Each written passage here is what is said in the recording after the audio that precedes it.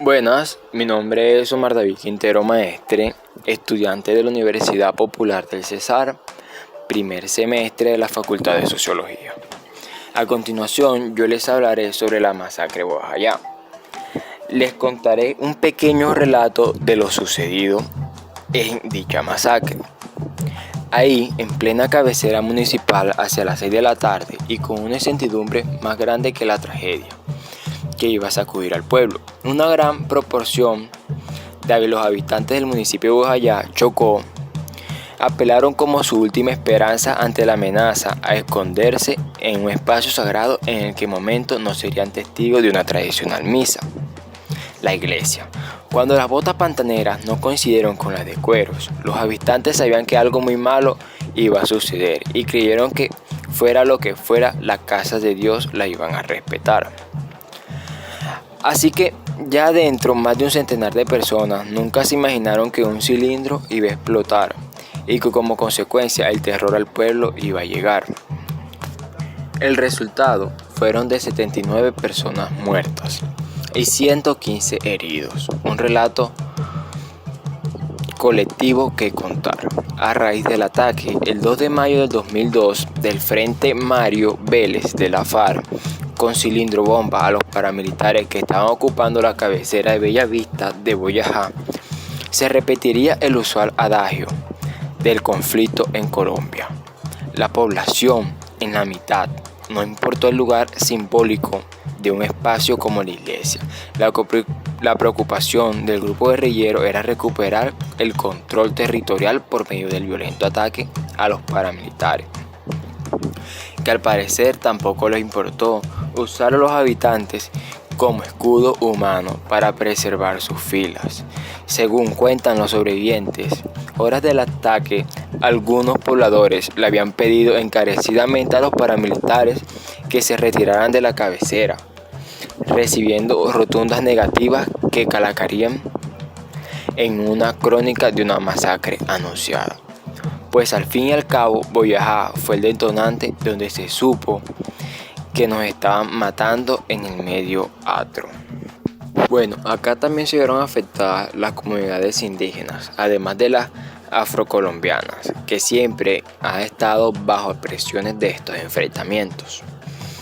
2 años después del impacto, en el mes de febrero, la población civil que vive en esa zona se han desplazado, más de 2.050 personas.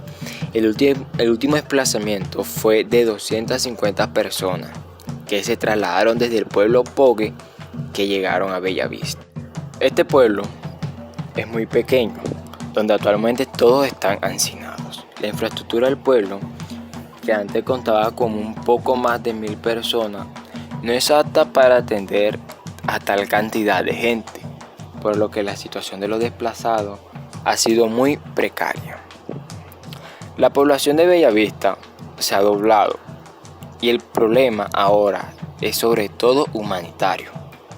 Bellavista es una zona donde los servicios son muy insuficientes. Entonces, ¿qué pasa aquí? Tenemos una población que vive en una situación que es muy difícil, ya que todo está escaso y se ven muy obligados a moverse por los grupos armados. Bueno, a continuación les hablaré un poco sobre los aspectos psicológicos que pudimos encontrar sobre esta masacre. Acá vemos que el tema de la salud mental es gravísimo en todo el país. Tenemos aquí varias generaciones que han sido afectadas por el conflicto y todos sus derivados. Es evidente que todos los niños han pasado por este trauma, que no han tenido escuela ni oportunidades, tienen problemas. Además, son niños con hogares destruidos. Hay un proceso de generación de la calidad de vida en todas las comunidades afectadas por este conflicto. A continuación, vamos a observar una persona que fue víctima de dicha masacre, donde aquí vamos a ver cómo afectó su parte psicológica.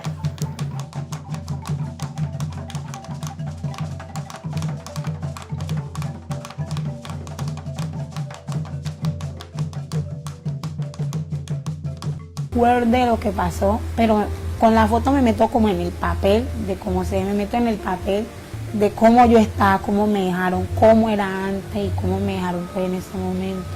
Tenía yo 2 años y estaba con mi abuelita. Acabaron con la cultura de un pueblo, y no solo con la cultura, sino con la creencia que tenían muchas personas en ese momento. Acabaron con el, digamos que con el futuro del Chocó o quizás de Colombia, porque quizás en esa masacre cayeron personas que en estos momentos podían ser alcaldesa, presidente o algo por el estilo. Primero que todo, yo no estaba en la iglesia. Cuando llegamos a Vigía el Fuerte, no podíamos cruzar porque estaba el enfrentamiento de la guerrilla y los paramilitares. Entran los paramilitares a recobrar una zona que en el 96 era de ellos y que ahora la FARC se la había arrebatado.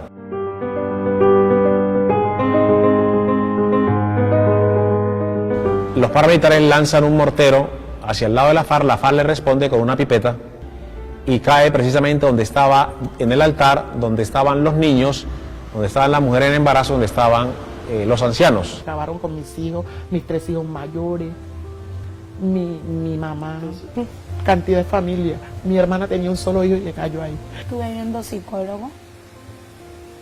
Hubo momentos que yo le decía a mi mamá incluso, que yo vi a mi hermanito, o sea, yo no me acuerdo exactamente cómo eran, pero yo sí sentía que veía a alguien, incluso hasta mi abuelita.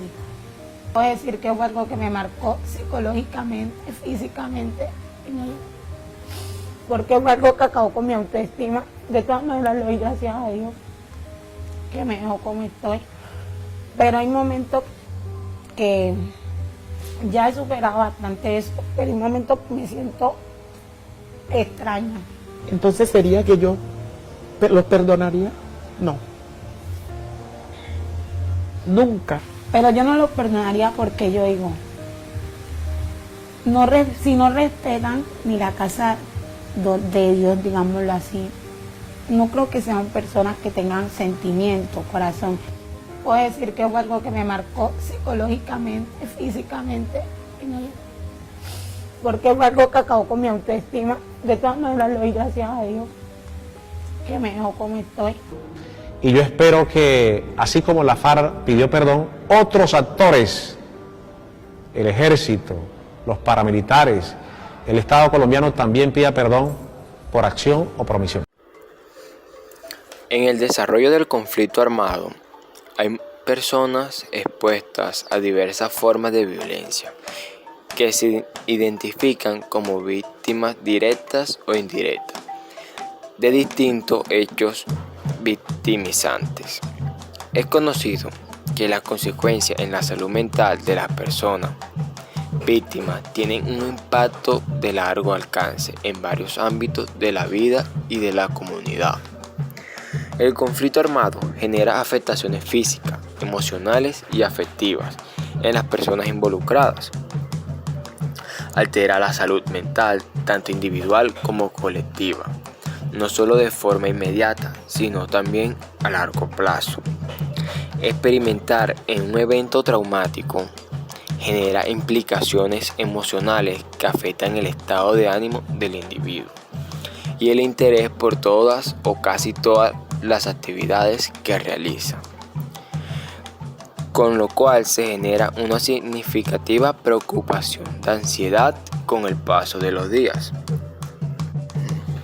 La guerra constituye un acontecimiento de extraordinaria intensidad, repentino, dramático, impredecible y fuera de control personal, ya que puede llevar al desarrollo personal, la pérdida de la separación, la desintegración familiar, el sufrimiento mental y físico y el cambio social sustancial.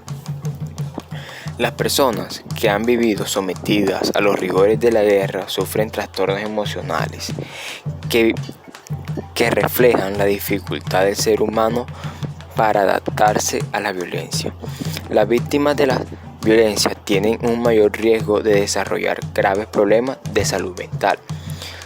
Un estudio realizado en Boyacá, Chocó, halló que luego del ataque guerrillero, el 37% de los individuos de la zona presentaron trastornos. Es decir, la población vio transformada su estilo de vida de una forma contundente antes y después del hecho victimizante, trastornos de ansiedad y del estado de ánimo en la persona, víctimas del conflicto armado en Colombia. Después de 17 años, Boyajá se niega a olvidar aquella masacre que sacudió a todo el país. A través de un estudio se buscó establecer el estado de la salud mental de las personas víctimas de la violencia armada en el Chocó, a un acontecimiento estresante y extremadamente traumático. Le sigue la aparición de síntomas como el temor, desesperanza y horrores intensos, que hacen parte de trastornos por estrés postraumático. Un año después de los hechos se realizó un estudio que el resultado fue de 37% de los participantes presentó trastorno de estrés postraumático. Todos retornaron a esa masacre de Boyajá. Los trastornos que mostraron mayor asociación con el trastorno por estrés postraumático fueron la fobia social y trastornos por angustia. También fueron agorafobia sin historia de angustias. Sin diferencia significativa entre los grupos y el porcentaje fue un alto en depresión mayor, riesgo de suicidio y trastorno de ansiedad generalizada. Bueno, de esto podemos concluir que son frecuentes el trastorno por estrés postraumáticos y el trastorno por angustia, el depresión mayor y el riesgo a suicidio en las víctimas de la violencia armada. Los trastornos por angustia y la fobia social pueden considerarse factores de riesgo al estrés postraumático. Las personas víctimas de la violencia armada en el Chocó, ante la exposición de acontecimientos estresantes y extremadamente traumáticos como vivido el 2 de mayo del 2002, tienen una gran probabilidad de presentar desajustes en el estado de la salud mental. Manifiestos en síntomas de ansiedad y depresión, la reexperimentación persistente del acontecimiento traumático, la evitación de los estímulos asociados en él, el embotamiento de la capacidad de respuestas y los síntomas persistentes de activación son manifestantes del trastorno por estrés postraumático, presente en la mayoría de las personas que retornaron al lugar después de dicha tragedia. Sin cabeza ni nada, porque uno no tiene culpa de nada, hombre, sin tener culpa de nada, porque la violencia así. Recuerdo que el 2 de mayo, fecha que no olvido.